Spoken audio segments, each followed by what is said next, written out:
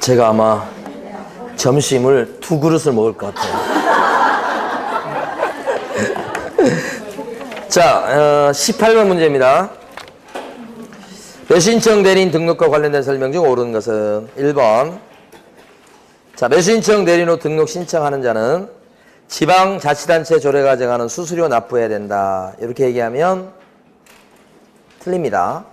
매수신청 대리인 후 등록할 때 수수료 내는 건 맞습니다. 그런데 대법원 예기로 정하는 수수료 내요.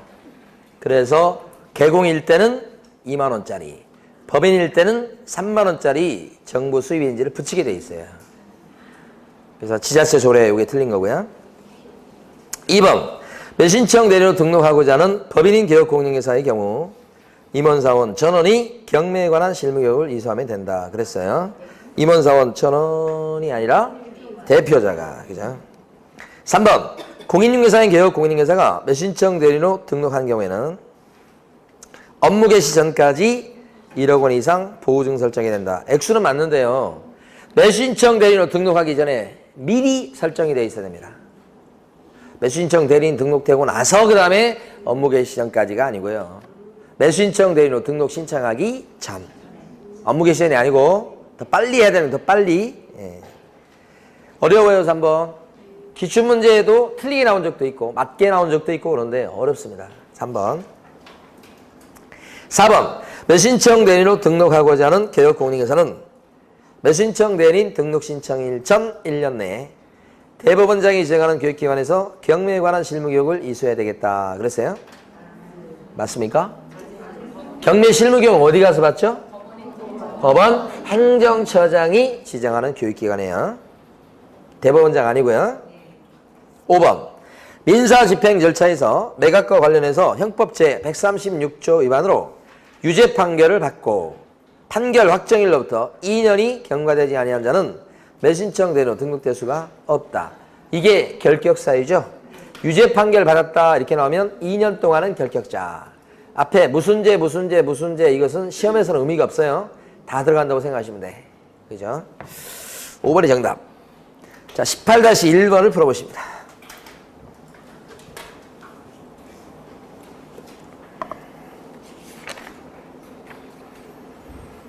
자, 1번은 대리 출석은 있을 수가 없어요. 2번 질문은 매수신청 대리인의 대리권 도면은 인도명령 신청에는 안 들어갑니다. 대리권 범위에 들어가는 걸 꼭 암기해 두셔야 돼요. 대리권 범위에는 우푼읍에 차돌이가 보입니다. 이렇게. 그래서 요게 우선 매수 신고. 우선 매수 신고. 낙찰 받을 때 우선권을 갖게 되는 경우 두 가지가 있죠. 세부 정령 모르셔도 괜찮습니다. 우선 매수 신고 이 말 오면 들어가요. 포기. 그죠? 요것도 대리권 범위에 들어갑니다. 포기. 차자는 뭐죠? 차순위 매수 신고. 돌자는요? 매수 신청 보증금을 돌려줄 것을 신청하는 거. 요것도 뭐야? 대리권 범위에 들어갑니다. 입찰 보증금 찾아오는 걸 얘기합니다. 보자는요? 보증의 제공. 보증 갖다 내는 거. 입자는요? 입찰표 작성 제출이죠. 여기 나와 있는 요것만 대리권 범위에 들어갑니다. 나머지는 안 들어가고 매년 시험 문제에서 한 지분이 무조건 나오는 거예요. 여기. 자, 그 다음에 3번은 대리권을 증명하는 문서는 원래 사건마다 제출합니다. 문서 그러면 위임장이나 뭐 이런 거, 대리인 등록증 사본 이런 건데 원칙은 사건마다 제출합니다. 자, 그런데 예외적으로 소매로 팔 때, 즉 개별 매각이라고 한다고요. 부동산 여러 개가 있는데 그걸 팔 때, 매각할 때 소매로 개별 매각하는 경우가 있어요. 그때는 그 개별 매각하는 부동산에 대해서 이름표 같은 걸 붙여놓는다. 그게 뭐냐면 물건번호예요. 이름표. 개별 매각이니까 같은 경매 사건이지만 이름표를 붙여놓는다. 이게 5개. 이럴 때는 따로따로 매각하는 게 돼서 이런 대리권을 증명하는 문서, 요것은 대리권을 증명하는 문서는 자, 어떻게 제출하느냐? 개별 매각만큼은 물건 번호마다 이거 있잖아. 1번, 2번 이거요. 물건 번호마다 제출한다. 이렇게 돼 있어요. 이게 예외죠. 원래는 뭐예요? 사건마다 제출이죠. 여기는 개별 매각은 물건 번호마다 내니까 괴물 이렇게 기억하시고 괴물 이렇게. 그러니까 여기는 개별 매각의 경우는 뭐마다 제출한다고요? 물건 번호마다 제출. 이렇게 나와야 됩니다. 사건마다 그러면 안 되고. 출제된 적이 없지만 예상 문제입니다. 이거. 4번은 3년이 아니고 5년. 이건 쉬운 거고. 5번 질문 이것이 맞죠? 거기 나와 있는 확인설명서, 그 다음에 사건카드, 그 다음에 영수증에 등록된 도장을 찍는 거 맞습니다. 근데 보존기간이 어떻게 되느냐? 확인설명서는 몇 년간 보존요? 5년. 사건카드도 5년. 영수증은 없고요. 보존기간에 대한 규정이 없다고요. 자, 19번 풀어보십니다.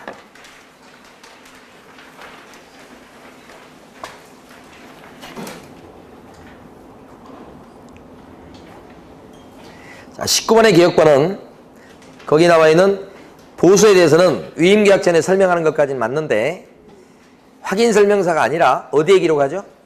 사건카드.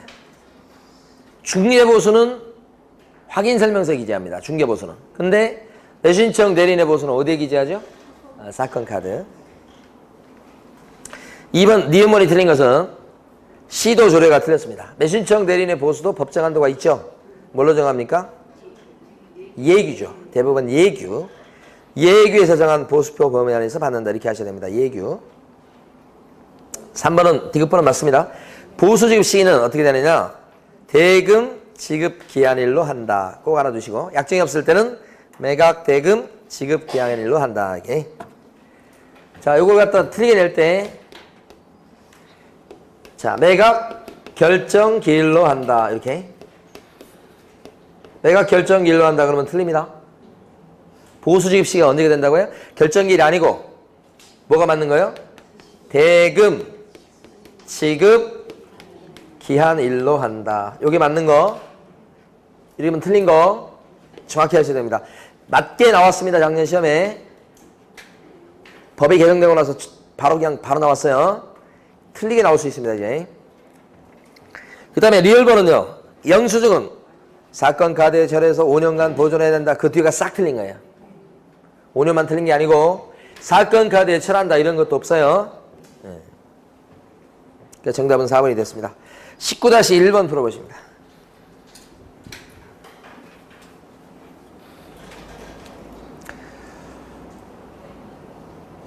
자, 1번은 실비는 최고 얼마까지 받을 수 있죠? 50이 아니고 30이고. 자, 2번은 5개 부동산을 일괄 매각합니다. 일괄 매각이 요게 도매로 파는 거예요. 5개 부동산이 있는데 이걸 갖다가 패키지로 다 묶어서 파는 거예요. 그래서 물건을 구매하지 않고 패키지로 도매 통째 파는 겁니다. 이랬을 때 권리분석 보수는 3개까지가 기본요금 50일인 거예요. 4개째부터 뭐예요? 추가요금이 붙기 시작하죠? 이렇게. 그러면 상담료가 50이 아니고 최고 얼마가 됩니까? 60이요. 여기 정답이죠? 60 되는 거죠, 지금? 추가요금 10만원 붙잖아요? 일괄 매각요. 이걸 만약에 문제를 개별 매각이라고 내면 어떻게 돼요? 개별 매각 이렇게 되면 소매로 파는 거라고 그랬잖아요.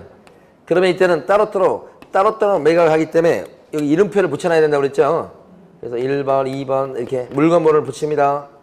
근데 어쨌거나 이런 경우 이 5개 부동산을 따로따로 매각하는데 한 사람이 이걸 다 들어가려고 그래요. 물론 하나만 들어갈 수도 있죠. 다 들어간다고 하면서 물건 분석해달라. 그렇게 되면 벌써 하나가 50입니다. 개별 매각은. 2개째부터 뭐가 붙어요? 추가요금. 2개째부터 추가요금 붙기 시작합니다. 5만원씩. 그러면 추가요금이 5개 부동산을 개별 매각한다 그러면 벌써 20만원이 붙어나죠? 그러니까 이때는 상담료가 최고 얼마예요? 70 되는 거지. 이해되십니까? 어떤 게 나올지 몰라요. 3번은 감정가가 1%고 그 다음에 최저가가 뭐예요? 1.5%. 바뀐 거죠. 감정가가 1%예요. 3번. 4번. 만약에 최고가 매수 신고인 또는 매수인이 되지 못했습니다. 그러면 매수신청 대리 보수를 받을 수 없습니까? 받을 수 있죠. 최고 얼마예요? 50이요. 50. 50만 원 범위 안에서 협의해라고. 낙찰을 못 받으면요. 매수신청 대리 보수는 50만 원까지 받을 수 있다. 많이 받으면. 응? 4번도 틀렸죠? 받을 수 없다고 했으니까 틀렸다고. 응. 대답할 힘도 없나요? 5번은 왜 틀린 거예요? 그렇죠. 특별한 비용 요것은 실비에 들어가는 건 맞는데 여기 보수에 포함돼서 별도로 청구 못하게 되는 건 통상비용이에요. 자, 이 두 개를 구별해 줘. 보수가 있고 실비가 있어요. 이렇게. 근데 이건 활동비 쓴 거잖아. 근데 여기 실비에 들어가는 거 비용 쓴 거 가보면 특별한 비용을 쓴 게 있고요. 제주도로 입찰 데리러 갑니다. 비행기 타고 가요. 그래서 왕복 뭐 10몇만 원이 들었어요. 특별한 비용. 그게 특별한 비용. 비행기 값. 이것은 실비에 들어갑니다. 그런데 만약에 여기 안산 지원으로 입찰 데리러 가요. 안산으로. 그러면 그때는 지하철 값만 있으면 될 거 아니에요. 버스비나. 그게 바로 뭐예요? 통상비용이에요. 그 통상비용은 실비에 들어가지 않아요. 오히려 통상비용은 보수에 포함돼서 보수 받았다면 받은 걸로 퉁치는 거예요. 뭐가? 통상비용이. 그러니까 통상비용은 어디에 포함돼요? 보수. 그러니까 5번 질문은 특별한 비용을 뭘로 바꾸면 맞는 지문이 돼요? 통상비용으로 바꾸면 맞는 지문이 돼요. 대비하셔야 돼요. 그 다음에 19-2번 가시겠습니다. 19-2번 틀린 것은 그랬습니다. 1번 매수신청 대리인의 업무정지 기간은 좀 길죠? 1개월 이상 2년 이하. 맞습니다. 2번 지방법원장은 매수신청 대리인에게 등록 취소나 또는 업무정지 처분을 했을 때는 관리대장에 기재하고 5년간 보존해야 되겠다. 맞습니다. 관리대장 장부에 기록하고 5년간 보존할 사람은 누구냐? 지방법원장이에요. 등록 취소나 영업정지를 지방법원장이 때리거든요. 매수신청 대리인한테. 그럼 그 장부에다 기록해두라 이거죠. 3번 지방법원장은 매수신청 대리 업무에 관해서 협회의 시도지부와 매수신청 대리인을 감독한다 그랬어요. 맞습니까? 알아두셔야 돼요. 지방법원장이 감시하는 데는 두 군데예요. 협회 시도지부하고 매수신청 대리인이에요. 그럼 상대적으로 법원행정처장은 누구를 감시하죠? 협회입니다. 그냥. 자, 법원행정처장은 누구를 감시해요? 협회. 지방법원장은 누구를 감시해요? 협회 시도지부. 그 다음에 매수신청 대리인. 구별하셔야 되고 아직 나온 바는 없으나 대비해 두시고. 4번 중개업을 폐업을 했죠. 그러면 지방법원장은 매수신청 대리인 등록을 취소시켜야 된다. 맞아요. 매수신청 대리인은 기본적으로 개공의 신분을 유지하고 갖고 있어야 됩니다. 따라서 만약에 폐업을 했죠. 그럼 매수신청 대리인 등록도 잘리게 돼 있고, 만약에 중개업을 휴업하면 매수신청 대리인에 대해서는 영업정지를 때려서 일을 못하게 합니다. 다시 한번 중개업을 폐업해버리면 매수신청 대리인은 등록 취소요. 중개업을 휴업을 하면, 중개업을 지금 쉬잖아요. 그럼 매수신청 대리 업무도 못하게 만들어서 업무정지다. 이렇게 두 개로. 5번 매수신청 대리인이 매수신청 대리인 등록 규칙에 의한 업무정지를 받았을 경우 내 외부에다가 매수신청 대리 업무에 관한 표시를 제거해야 된다. 옳지 않은 게, 매수신청 대리인이 영업정지를 당하면 출입문에다가 영업정지 당했다고 붙이는 거고 써붙이는 거고, 매수신청 대리인이 등록 취소를 당하면 유리벽 옆 창문에 붙어있는 경매, 공매 이 표시를 뭐예요? 제거해야 되고. 기출문제입니다. 5번이. 바뀌면 안 돼요. 업무정지가 출입문에 써붙이는 거고, 등록 취소는 표시를 제거하는 거라네. 5번 틀린 거죠 지금? 표시 제거라고 하면 안 돼요. 뭐라고 그래야 돼요? 출입문에 표시한다. 업무정지 당했다고요? 자, 20번 문제 풀어보십니다.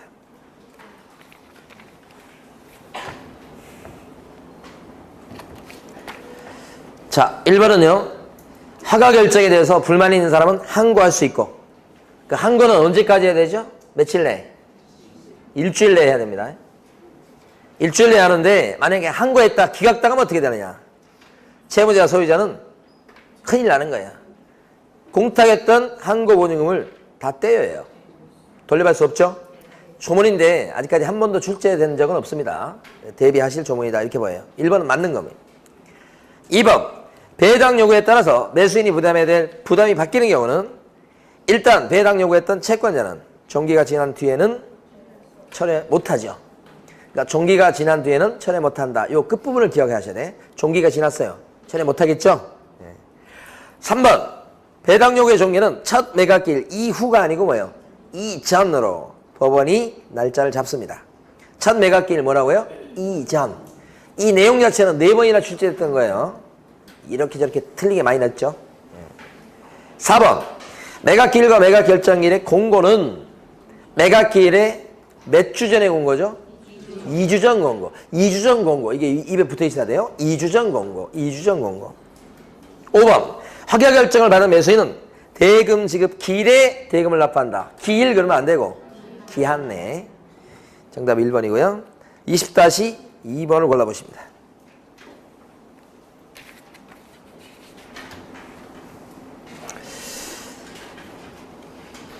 자, 1번은 매수신청 금액의 10분의 1이 아니고 최저가죠.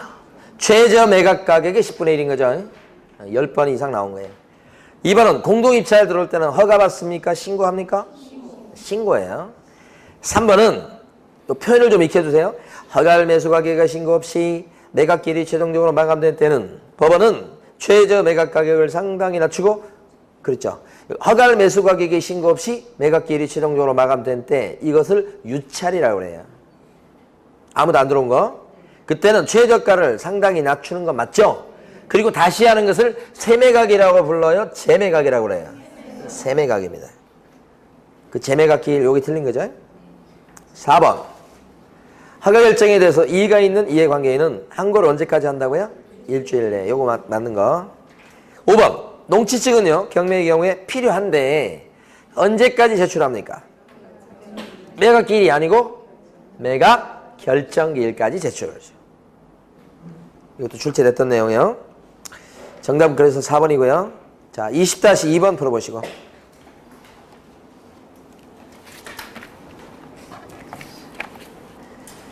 자, 1번은 대금 납부 안 하고 돈 안 냈다는 뜻입니다. 그러면 다시 할 수밖에 없고 그런 것을 재매각이라고 그래요.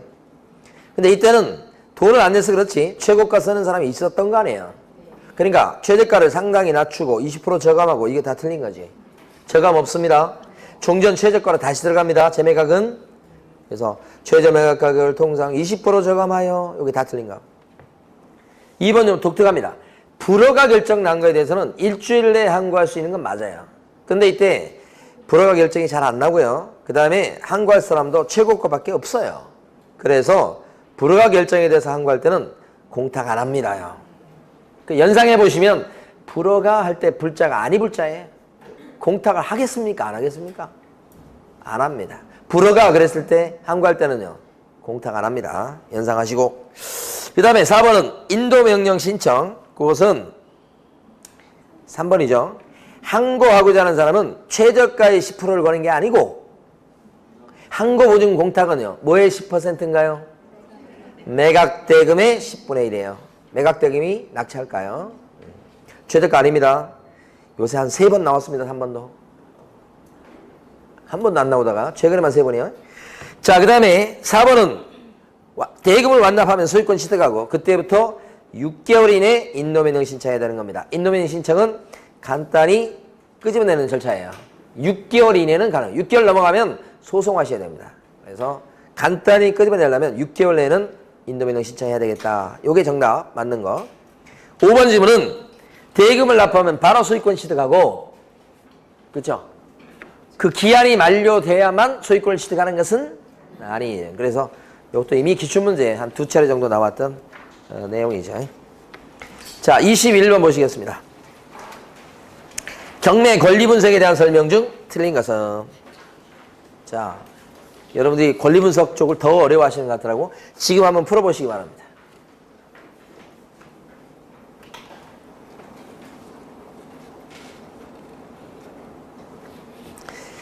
자, 1번은 지상권, 지역권, 전세권 및 등기된 임차권은 뒤에 나와 있는 저당, 압류, 감시권 요게 말소 기준이에요.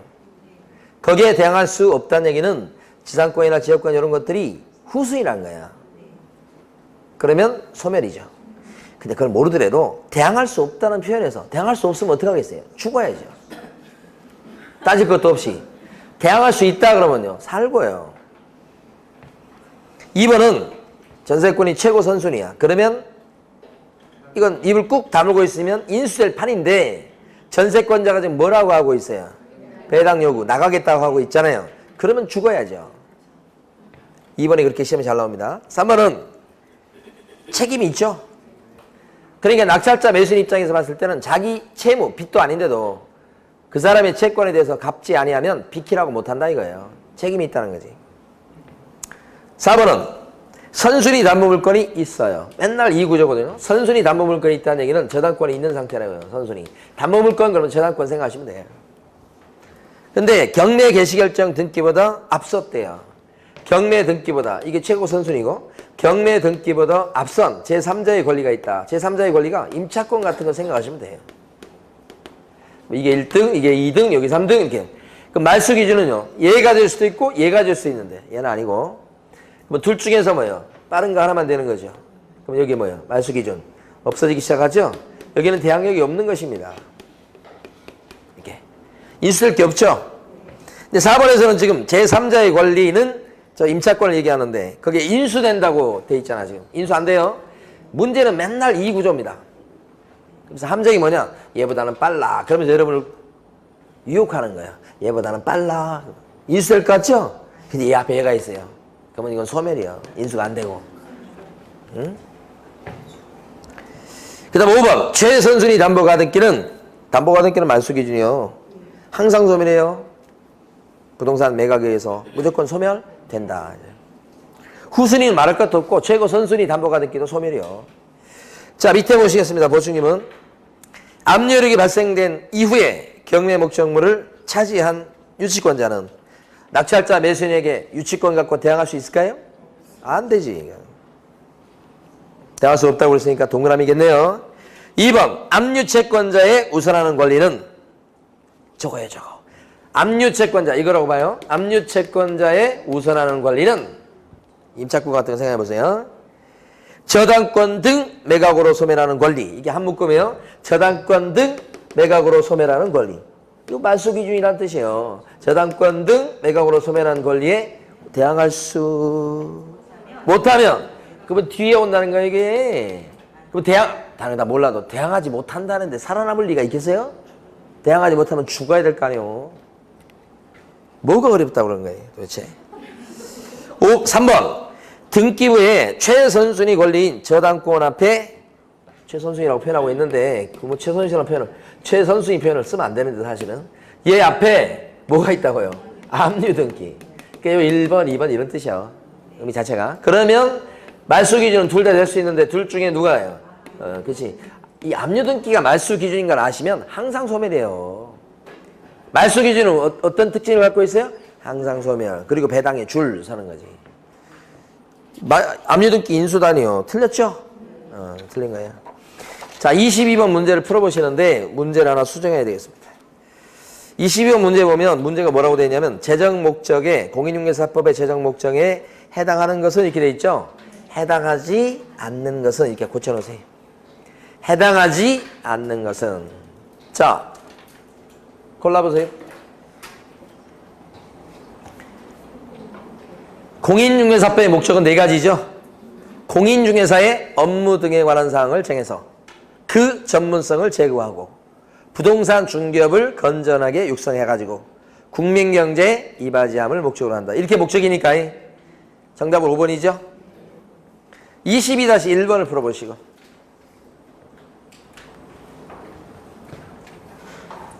자, 부동산 거래 신고 등에 관한 법률의 제정 목적입니다. 이것도 역시 4가지.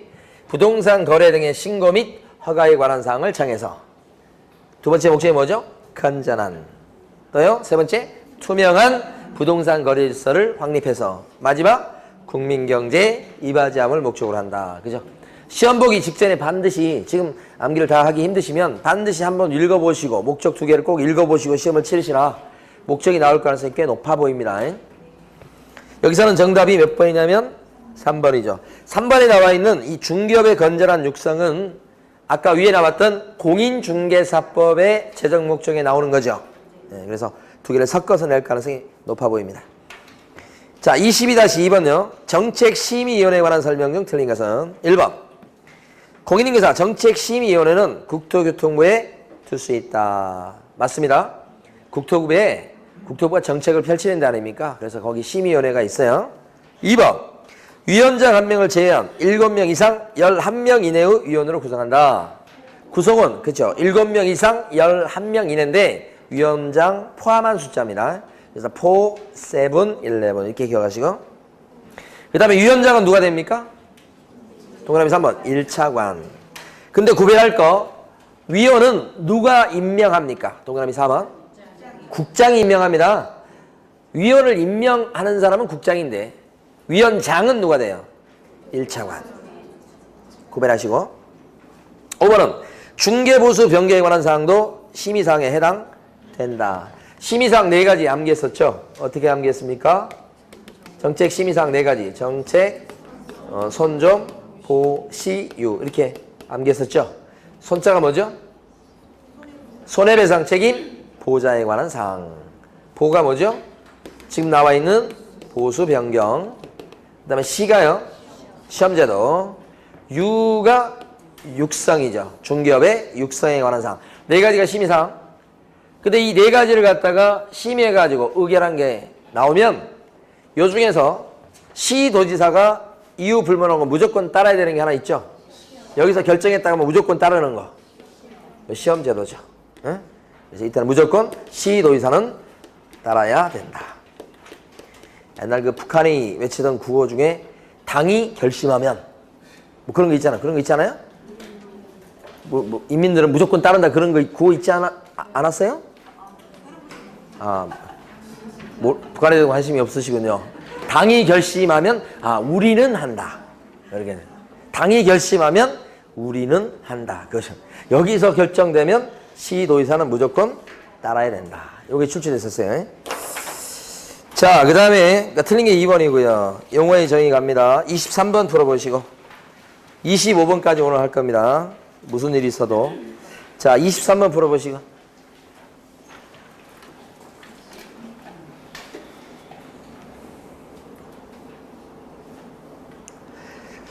자, 23번에서요. 1번은 이거 중개업이라고 했는데 이게 중개업 아닌데 1번 어떻습니까 이거? 중개입니다. 중개 그러면 뭐예요? 중개 그러면 3가지죠.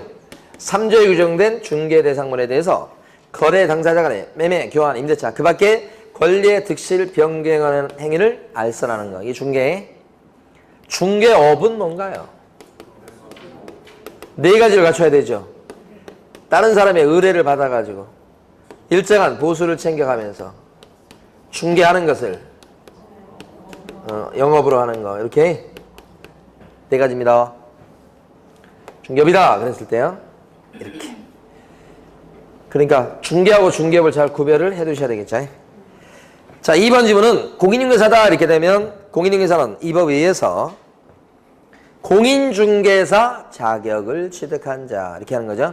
공인중개사 그러면 자격증 딴 사람, 개업 공인중개사 그러면요 등록한 사람 이렇게 구별됩니다. 2개 구별하는 문제 나올 가능성이 높아요. 공인중개사 그러면 자격을 취득한 자, 개업 공인중개사 그러면 등록한 자, 그렇지? 바뀌면 안 돼요. 2번 같은 경우는 그래서 틀렸습니다. 자격을 취득한 자 이렇게 하셔야 돼요. 3번은 개업 공인중개사는 등록한 자이잖아요. 근데 앞에 보면 공인중개사로서 이 말이 들어가서 틀린 거예요. 개업 공인중개사 중에 부칙개공이 있다는 걸 절대 놓쳐서는 안 돼요. 자격증이 없는 무자격자예요. 무자격자도 등록만 돼 있으면 뭐예요? 개공이에요. 4번은요. 소속 공인중개사라 하면 이게 나왔는데 개업 공인중개사에 소속된 공인중개사로서 여기까지 맞아요. 그 뒤에 개업 공인중개사의 중개 업무를 보조하는 자를 말한다. 그것도 맞는 표현인데 그 사이에 뭐가 빠졌죠? 중개 업무를 수행하거나 이렇게 빠지면 틀립니다. 용어의 정의는 그대로 써야만 맞는 겁니다. 5번 중개보조원이라 하면 중개보조는 2군데가 포인트. 제일 처음에 공인중개사가 아닌 자로서 이 말이 무조건 들어가야 돼. 그래서 이것도 빠지면 또 틀리는 거예요. 그 다음에 개업 공인중개사에 소속되어서 중개 대상물에 대한 뭐예요? 현장 안내, 일반 서무. 여기가 중요해요. 현장 안내나 일반 서무 같은 이런 거 해주는 사람이 뭐예요? 중개보조원이에요. 그러면 현장 안내나 일반 서무 이것이 뭐냐? 뒤에 나오지만 개업 공인중개사의 중개 업무와 관련한 단순한 업무를 뭐예요? 보조하는 자. 단순한 업무를 보조하는 활동이에요. 그게 앞에 나온 게 현장 안내하고 일반 서무가. 그러니까 다 같은 얘기 뒤에는. 그래서 현장 안내, 일반 서무 대신에 계약서 작성, 확인 설명 이게 나오면 틀리다. 그게 두 번째 포인트지. 그러니까 여기는 지금 다 맞게 나왔죠? 네, 정답의 5번이 맞는 말. 자, 23-1번 풀어보시고.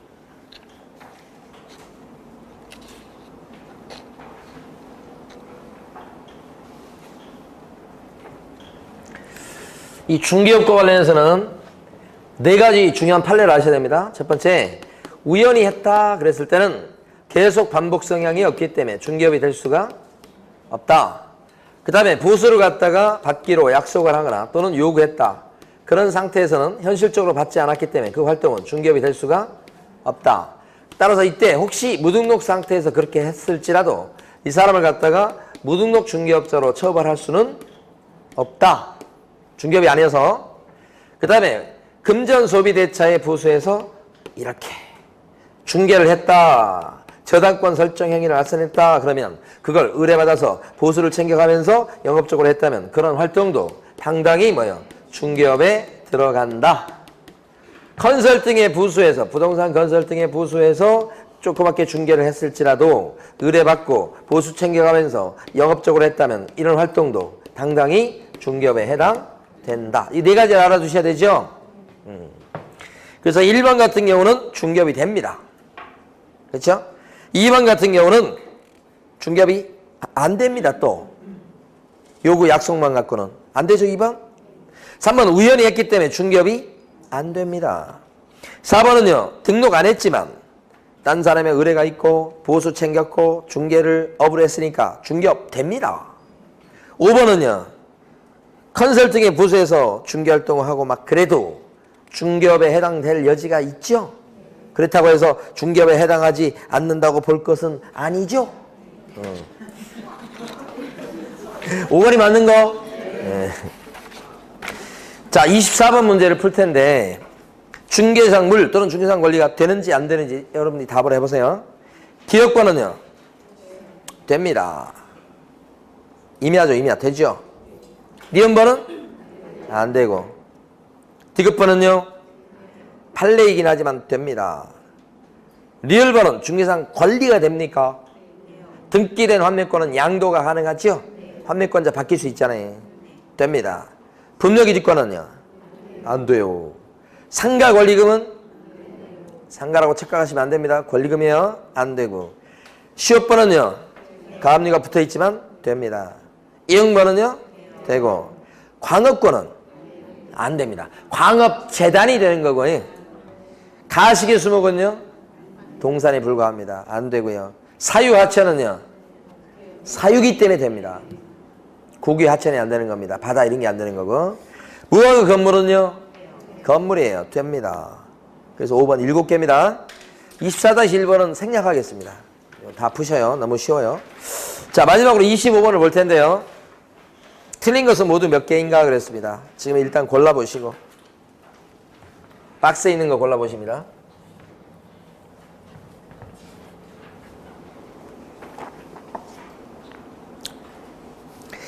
자, 기억번은 자격 취소나 정지 권한은 누구한테 있습니까? 자격증을 교부했던 시도지사한테만 있습니다. 사무소 수재직만한 시도지사는 자격 취소나 정지 권한이 없죠.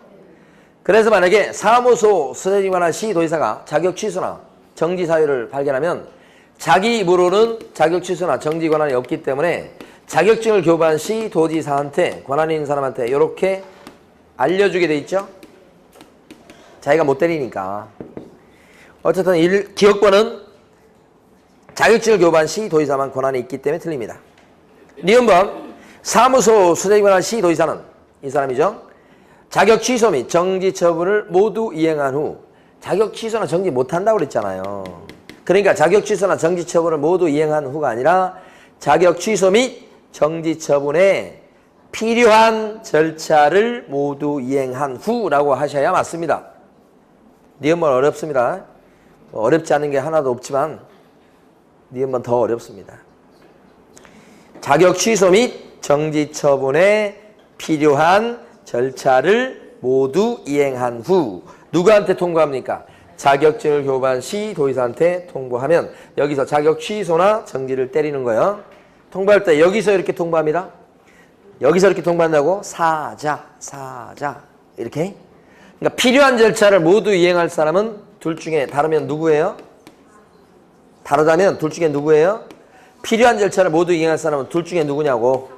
사무소 소재지 관할 시도의사가 필요한 절차를 모두 이행한다. 이게 기출문제예요. 그게. 달랐을 때 필요한 절차는 여기서 합니다. 여기서 하는 게 아니고.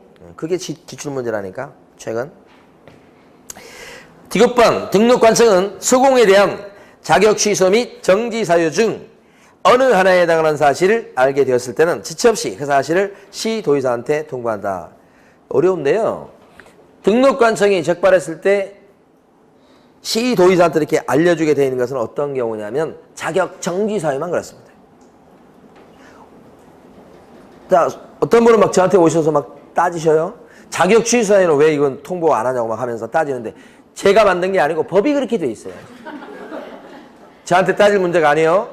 자격 정지 사유만 등록관청이 알게 되었을 때 시도의사한테 지체 없이 통보해라고 조문이 그렇게 돼 있으니까 그렇게 아셔야죠. 그 다음에요. 리얼번은 자격 취소당했을 때는 자격증을 반납하는 거 맞죠? 7일 이내 반납하는 거 맞죠?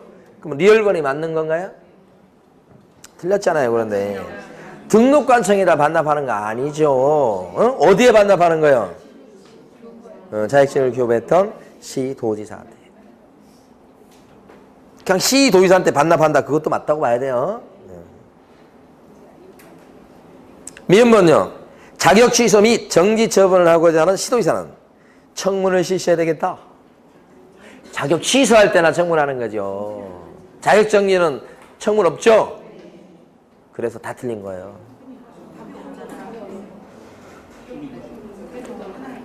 뭐가요? 틀린 것으로 했으니까 5번이지 5번. 자, 그 다음에요. 25-1번을 풀어보십니다.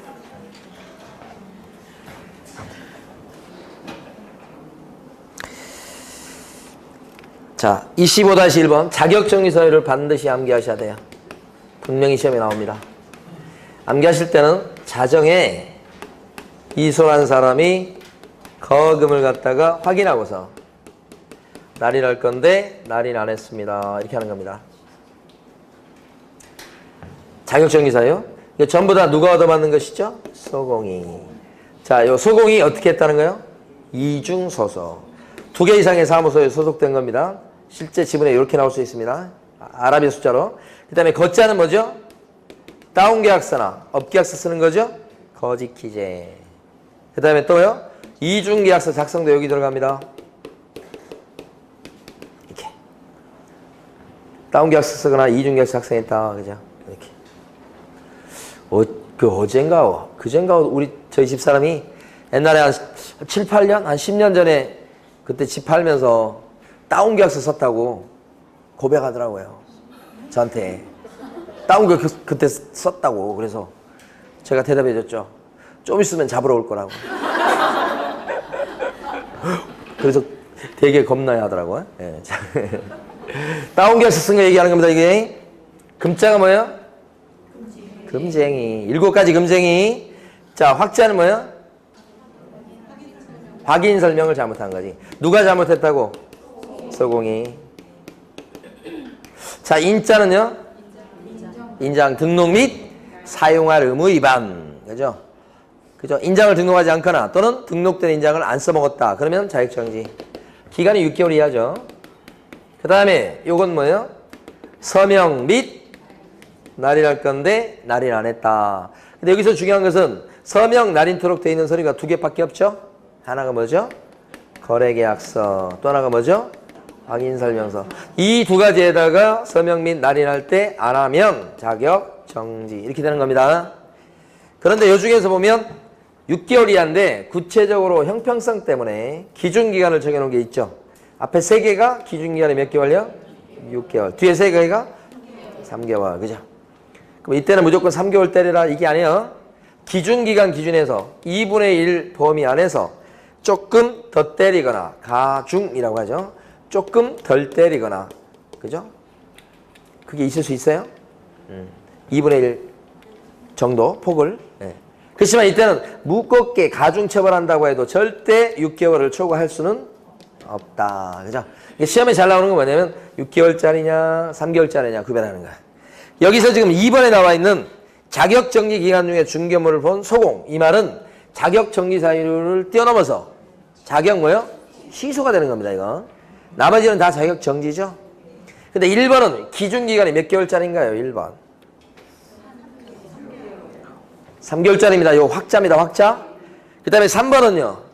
기준기간이 6개월입니다. 이소 6개월 이소. 자 4번은요. 기준기간 6개월. 뭐 어디에 들어갑니까? 금쟁이. 금쟁이 그러면 또 우리 머릿속에 있어야 됩니다. 증, 직, 상, 투, 수, 협, 판매. 요 금쟁이 7가지입니다. 앞에 게 3학년 3반짜리, 뒤에 게 1학년 1반짜리. 시험 문제는 이 글귀가 나옵니다. 여기 지금 4번은 요 중에 어디 들어가는 겁니까? 투기, 조장행위.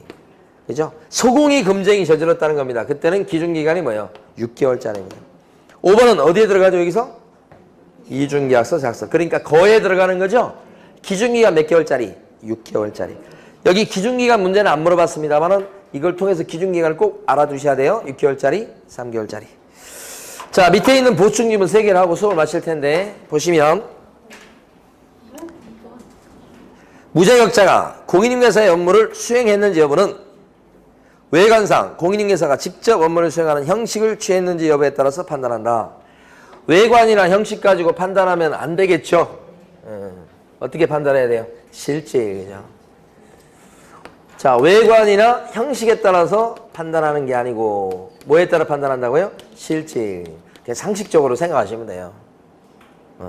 이게 맞는 말이겠죠? 외관, 형식 이거 갖고 판단하면 안 되고 그러니까 대연지 아닌지 판단할 때도 똑같아요. 이렇게. 여기서 얘기한 외관 형식이 뭐예요? 외관 형식이. 여기서 얘기한 외관 형식이 뭐예요? 이름, 도장, 누구 이름이 써져 있고 누구 도장이 찍혀있냐 가지고 판단하는 게 아니라고요. 어떻게 판단해요? 실질. 실질이 뭐예요? 누가 계약서를 써줬냐? 계약서 작성을 누가 했지? 이것 갖고 판단한다고요. 이게 본질이라고요. 이건 겉이고 이 겉모양이 중요한 게 아니에요. 속이 중요하지. 속이. 그러면 이게 대연지 아닌지 판단해 보세요. 매매계약서예요. 계약서 써요. 그리고 여기다가 이제 개업 공인중개사 B 해가지고 B의 도장을 찍어요. B 이름을 쓰고 B의 도장을 찍고 있는 사람이 B예요. 이 자격증 있는 사람이라고 해요. 근데 막상 이 계약서 내용은 요건 누가 써줬냐면 이거 전부 다 A가 써줬어요. A가.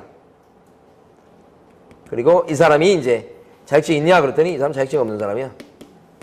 자격증 없는데 부동산 경력이 50년이야. 이 사람은 자격증 딴 지 2달 됐어요. 모르잖아. 여기서 다 써. 그리고 계약서 쓰고 나서 이제 불러요. 사무실 있어요. 사무실이 거기. 맨날 출근해요. 뭐라고 그래서 뭐예요? 도장 찍으라고 그래요. 대여예요? 아니에요 이거? 대여지. 누구 이름이 적혀있냐? 누구 도장이 찍혀? 이런 외관 가지고 따지지 않는다고. 누가 실질적으로 계약서를 써줬지? 무자격자. 그렇게 만들었죠 B가? 이게 대여다 이거지. 첫 번째 거 틀렸어요. 두 번째, 개설 등록을 마친 공인중개사가 무자격자로 하여금 중개사무소의 경영에 관여해서 이익을 분배받도록 했습니다. 이 사람 자격증 있는 사람이에요. 근데 무자격자가 투자하게 만들었다는 얘기예요. 그래서 한 달에 500번이니까 250을 가져가네요. 그러면 이 자격증 있는 사람은 대여를 한 겁니까? 이 경영이익을 분배받아서 나눠 가졌지만 중개 업무를 해줬다는 얘기가 없잖아요. 무자격자한테 중개 업무를 보게 했다는 얘기가 없으면 대여는 아닌 거지요. 3번. 자격증 있는 사람이 스스로 몇 건의 중개 업무를 직접 수행했어요. 그런데 실질적으로는 무자격자로 하여금 자기 명의로, 공인중개사 명의로 공인중개사 업무를 수행하도록 한 것도 있단 말이에요. 그럼 이거 대여예요? 아니에요? 대라고 봐야지. 동그라미지. 그래서 수업이 끝난 거예요. 네, 다음 주에 나머지 절반 하도록 하겠습니다. 네, 고생 많으셨습니다. 네.